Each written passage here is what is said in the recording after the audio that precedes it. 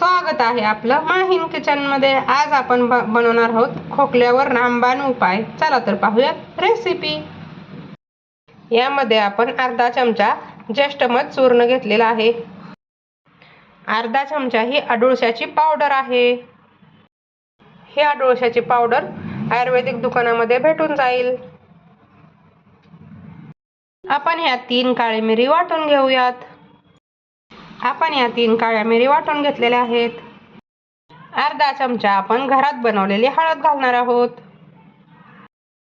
आणि हे सगळं मिक्सचर भिजेल एवढा मध घेऊयात।